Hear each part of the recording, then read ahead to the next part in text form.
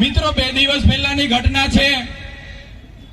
કેવડિયા ખાતે 2 યુવાનોને જયેશભાઈ સનાભાઈ તડવી, સંજયભાઈ ગજેન્દ્રભાઈ તડવી ઢોરમાર મારવામાં આવે છે।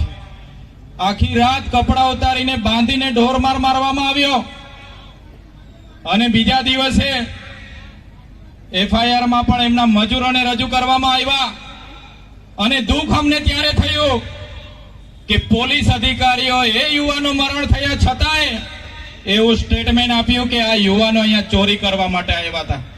શું આદિવાસીઓ ચોર છે? કેવડિયામાં અમારી જમીનો છીનવાયેલી છે, અમારા લોકો વિસ્થાપિત થયા છે અને દુર્ભાગ્ય અમારું એ છે કે ત્યાં અમને ચોર સાબિત કરવામાં આવે છે। અમે ક્યારે સાખી નથી લેવાના।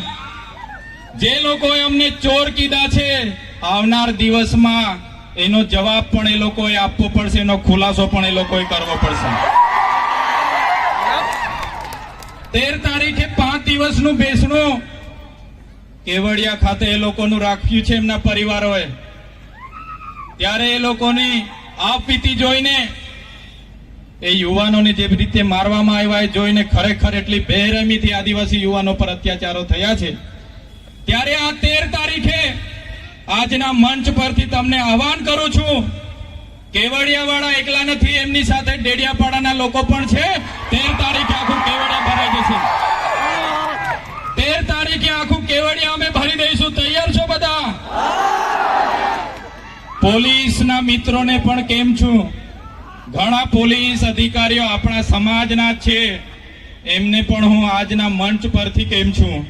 તે દિવસે કેવડિયા જતા વચ્ચે નાકા આવશે ને તો તમે જાણો ને તમારું કામ જાણે।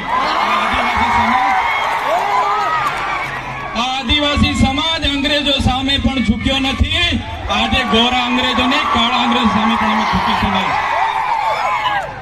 આદિવાસી અમે એટલા માટે ગર્વ અનુભવીએ છીએ, અમે અહીંયા અનાદિકાળથી વસીએ છીએ, અહીંના અમે મૂળ નિવાસી છે, મૂળ માલિકો છે। આજે અમને વનવાસી કહેવામાં આવે છે, વનબંધુ કહેવામાં આવે છે। અમે આદિવાસીઓ છે, હજારો વર્ષોથી વસનારા આદિવાસીઓ છે। અમે જે વખતે આ વિસ્તારોમાં આ દેશ પર જે વખતે મુગલોનું આક્રમણ થયું, હુણોનું આક્રમણ થયું, ફ્રેન્ચોનું આક્રમણ થયું, પોર્ટુગીઝો આવ્યા, અંગ્રેજો આવ્યા, ત્યારે પણ આદિવાસીઓએ ગુલામી નથી સ્વીકારી। સ્વાયત્ત રાજ્ય તો અમારા રજવાડા હતા।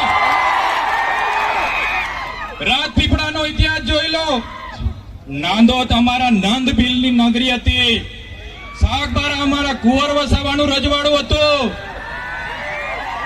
હેલાદાબમાં અમારા રાજા પાંઠા વિનોદેવનું રજવાડું હતું।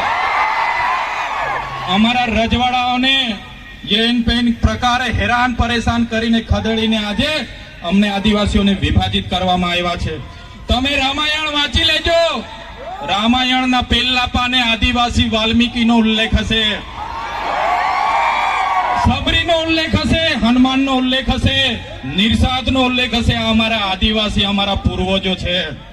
તમે મહાભારત ઉઠાવીને વાંચી લેજો, જે એકલવ્ય છે અમારા આદિવાસીના પૂર્વજ છે। તમે મહારાણા પ્રતાપનો ઇતિહાસ વાંચી લેજો, એમાં પૂંજા ભીલ, દુધા ભીલ અમારી જે સેના હતી એ આદિવાસીઓની હતી। અમે એ સમાજમાંથી આવીએ છીએ એટલે અમને ગર્વ છે। શિવાજીનો ઇતિહાસ વાંચી લેજો, બેવડા ભીલ જે સેના લઈને આવ્યા હતા એ અમારા આદિવાસી હતા। આદિવાસી અંગ્રેજો સામે સૌપ્રથમ કોઈ લડ્યા હોય 35 વર્ષ સુધી ટાટિયા ભીલ લડ્યા હતા, ખાજિયા નાયક લડ્યા હતા, તિલકા માઝી લડ્યા હતા, બિરસા મુંડા લડ્યા હતા। એ સમાજમાંથી અમે આવીએ છીએ। આઝાદીમાં ગુરુ ગોવિંદસિંહ માનગઢ ખાતે 1500 આદિવાસીઓનો સમૂહ મળ્યો, અંગ્રેજોએ ગોળીબાર કરીને હત્યાકાંડ કર્યો, 1500 આદિવાસી મરી ગયા। આજે ઇતિહાસમાં અમારા આદિવાસીઓને જગ્યા નથી મળી। અમે ક્યારે સાખી નથી લેવાના। જે રીતે આદિવાસીઓ સાથે અન્યાય થયો, આજે દેશમાં આઝાદીનો અમૃત મહોત્સવ મનાવવામાં આવે છે, કરોડો રૂપિયાના તાઇફાઓ કરવામાં આવે છે। આદિવાસી વિસ્તારમાં મોટા ડેમો બનાવી દેવાથી આદિવાસી વિસ્તારમાં મોટા સ્ટેચ્યુ બનાવી દેવાથી, રોડ હાઈવે બનાવી દેવાથી આદિવાસીનો વિકાસ થવાનો નથી. આદિવાસીઓને ડેમનું પાણી આપો, સારી શાળા આપો, સારી કોલેજ આપો, સારા ડોક્ટર આપો, સારી યુનિવર્સિટી આપો, તો જ આદિવાસીનો વિકાસ થવાનો છે.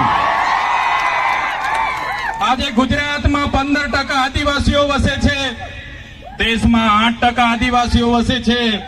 દરેક ક્ષેત્રોમાં અમારી સાથે અન્યાય થયો છે. જે પણ સરકારો આવી માત્ર ને માત્ર મત બેંક તરીકે આદિવાસીનો ઉપયોગ કર્યો છે.